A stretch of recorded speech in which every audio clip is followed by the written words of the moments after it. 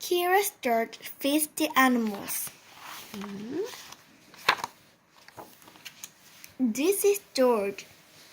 George was a good little monkey and always very curious. One day, George went to the zoo with his friend, the man with the yellow hat. A new rainforest exhibit was opening, and they wanted to be the first ones inside. But when they got to the new exhibit, the doors were closed. "We'll have to come back later, George," the man said. "Why don't we visit the other animals while we wait?" First, they stopped to watch a zookeeper feed the seals. When he tossed little fish in the air, the seals jumped up to catch them. Then they barked for more. It looked like fun to feed the animals. "Would you like something to eat too, George?" asked the man with the yellow hat, and he bought a snack for them to share. When they stopped to see the crocodile, George remembered how the zookeeper had fed fish to the seals. He was curious. Would the crocodile like something to eat? George tossed him a treat, and the crocodile snapped it out of the air. Next, they visited the koalas. George thought the koalas were cute. Here was a friendly one. She was curious too. She wanted to see what George was eating, so he held out his hand to share. George shared his treat with an elephant and a baby kangaroo. George was making lots of new friends at the zoo. The lion was already eating, but the hippopotamus tried a snack. Next, he gave a treat to an ostrich. Then George saw the giraffes. What fun to feed a giraffe! Giraffes usually have their heads up high in the trees, but George could see the giraffes. These giraffes would be easy to feed. But as soon as he held out his hand, a zookeeper came running. The zookeeper looked angry. Was he angry with George? George didn't know, and he didn't want to stay to find out. George slipped away, and the giraffes were happy to help. But where did George go? He was trying his best to hide, but little monkeys can stay still for long. When George wiggled, the zookeeper was waiting. "I see you," he said. Just then another zookeeper hurried by.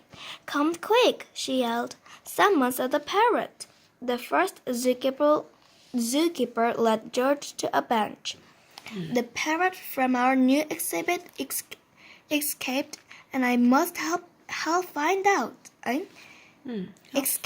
And I must help find it," he explained. He told George to wait for him there, and before he left he said, "Don't you know you're not supposed to feed the animals? The wrong food might make them sick." George felt awful. He didn't know he wasn't supposed to feed the animals. He didn't want to make them sick. George was looking at the treat in his hand when all of a sudden a big bird swooped down and snatched it right up. Now George knew he wasn't supposed to feed the animals, but this one had helped himself. A zookeeper passing by was happy to see George. "You found the parrot," she said. "We've been looking for this bird all day." When she saw George's snack, she said, "This isn't the best thing to feed a parrot, but a little one heart. Would you like to help me put him back where he belongs?" George was glad to help after all the trouble he had caused, and together they went back to the exhibit.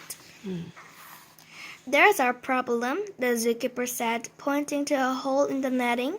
As the zookeeper discussed how to fix it, George had an idea.